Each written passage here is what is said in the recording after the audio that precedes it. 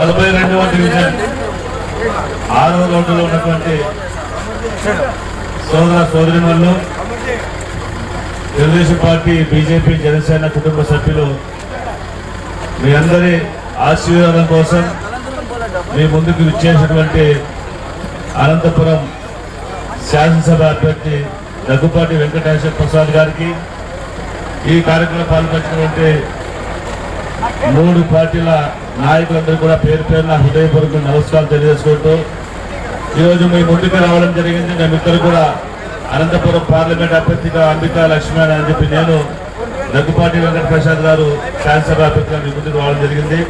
మీ ఆశీర్వాదం ఇచ్చి మా ఇద్దరిని కూడా తప్పకుండా మంచి మెజార్టీతో గెలిపించుకొని మన అనంతపురం యొక్క భవిష్యత్తు కాదు, ఈ రాష్ట్ర భవిష్యత్తును కూడా మనం మార్చుకునేలాగా అందరూ ఐక్యమత్యంగా మీరందరూ కూడా ఓటు వేయించగా మిమ్మల్ని కోరుకోవడానికి మీ ముందు రావడం జరిగింది.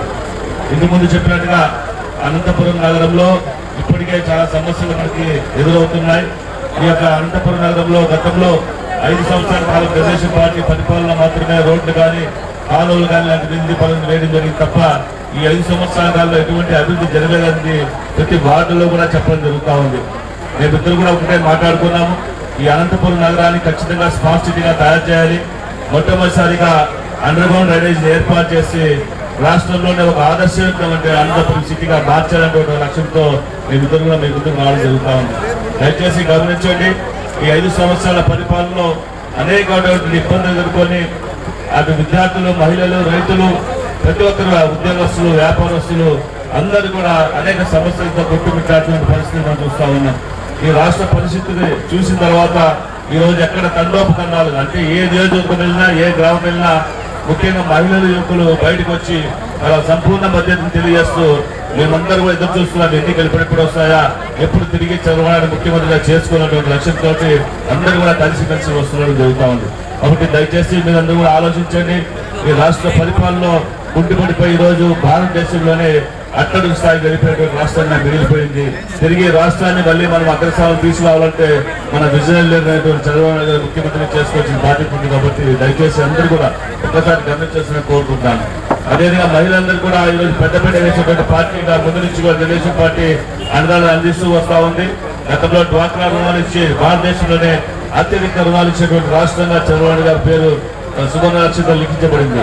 తిరిగి మహిళల కోసం ఈరోజు మహిళా శక్తి కార్యక్రమం తీసుకొచ్చి ఈ మహిళా శక్తి కార్యక్రమం ద్వారా 18 సంవత్సరాలు నిండిన ప్రతి మహిళ కూడా నెలకు 15,000 రూపాయలు ఇచ్చే కార్యక్రమం తీసుకురాబోతున్నారు. అదేవిధంగా ఇంట్లో ఎంతమంది పిల్లలు 10th క్లాస్ వరకు చదివేటువంటి పిల్లలు ఎంతమంది ఉన్నారు, అందరికీ కూడా సంవత్సరానికి 15,000 రూపాయలు ఇచ్చేటువంటి కార్యక్రమం తీసుకొస్తున్నారు. దాంతోపాటు మీరు చూసే ఉంటారు, గతంలో తెలుగుదేశం పార్టీ హయాంలో 570 రూపాయల సిలిండర్లు ఈరోజు దాదాపుగా 1,300 రూపాయలు చేరుకుందంటే ఈ రాష్ట్రంలో నిత్యావసర ధరలు, అదేవిధంగా పెట్రోల్, డీజిల్, గ్యాస్ అన్ని కూడా విపరీతంగా పెంచేసి రాష్ట్రంలో ఉన్నటువంటి పేద ప్రజలకు అందరూ కూడా ఒక కంటగింపుగా తయారైనటువంటి ఈ యొక్క ప్రభుత్వాన్ని దింపాలంటే లక్ష్యంతో కనిపిస్తున్నారు. కాబట్టి మీ అందరికీ కూడా 3 సిలిండర్లు ప్రతి సంవత్సరం కూడా ఉచితంగా ఇచ్చే కార్యక్రమం చేపడుతున్నారు. అదేవిధంగా యువకులు ప్రత్యేకంగా నారా లోకేష్ గారు యువకుల పాదయాత్ర ద్వారా యువకుల పరిస్థితి చూసి ఈ రోజు ప్రతి ఒక్కరు కూడా అంటే పక్క రాష్ట్రాలకు వలస వెళ్లి చిన్న సెక్యూరిటీ గాను, వాచ్మెన్ గాను పనిచేసే పరిస్థితి కనిపిస్తూ ఉంది. నిన్ననే చూశాను, మన అనంతపురం కాయగూరు మార్కెట్కి వెళ్తే ఒక అబ్బాయి MA గోల్డ్ మెడలిస్ట్ ఉన్నాడు. ఆ అబ్బాయి భుజం మీద మూటలు మోసుకొని పనిచేస్తానంటే చాలా బాధ అనిపించింది. ఎందుకంటే ఉద్యోగం రాలేదని చెప్పేసి అబ్బాయి డైరెక్ట్గా చెప్తున్నానంటే MA గోల్డ్ మెడలిస్ట్ కూరగాయల మూట సంచి మీద వేసుకొని అక్కడ పనిచేస్తాను, కావాలంటే వెళ్ళొచ్చు, చూడొచ్చు వాళ్ళంటే అక్కడ. సో ఇలాంటి పరిస్థితులు వచ్చినట్టు రాష్ట్రంలో చదువుకున్న వారికి ఉద్యోగం లభించే స్థాయి లేదు కాబట్టి మనం గమనించాల్సిన అవసరం ఉంది. అందుకోసం మన చంద్రబాబు గారు మొట్టమొదటి సందర్భం నేను మెగా DSC మీద పెట్టాను ముఖ్యమంత్రి చెప్పబడింది. కాబట్టి వేలాది మందికి ఉద్యోగాలు వచ్చే అవకాశం ఉంది.